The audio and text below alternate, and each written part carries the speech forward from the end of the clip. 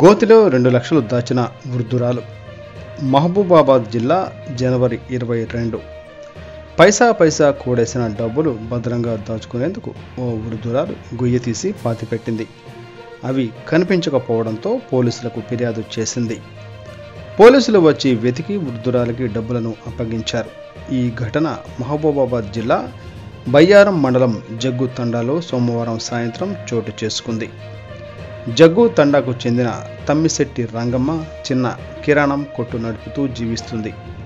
ఈ క్రమంలో తన వద్ద ఉన్న 2 లక్షలు ఇంట్లో పెడితే దొంగలు ఎత్తుకెళ్తారనే భయంతో ప్లాస్టిక్ డబ్బాలో ఉంచి ఇంటి ఆవరణలో గొయ్యి తీసి పాతిపెట్టి ఊరికెళ్ళింది. అనంతరం వచ్చిన వృద్ధురాలు డబ్బులు కనిపించకపోవడంతో 2 రోజుల క్రితం నేరుగా పోలీస్ స్టేషన్కి వెళ్లి ఫిర్యాదు చేసింది. ఈ క్రమంలో సోమవారం వృద్ధురాలు ఇంటికొచ్చిన ఎస్ఐ ఉపేందర్ తన సిబ్బందితో కలిసి ఇంటి ఆవరణలో వెతకగా భూమిలో పాతిపెట్టిన 2 లక్షలు దొరికాయి. ఆ నగదును స్థానిక ఎంపీటీసీ కుమారి, సర్పంచ్ రమేష్ సమక్షంలో వృద్ధురాలికి అందజేశారు. డబ్బులు బ్యాంకులో దాచుకోవాలని ఎస్ఐ వృద్ధురాలికి సూచించారు.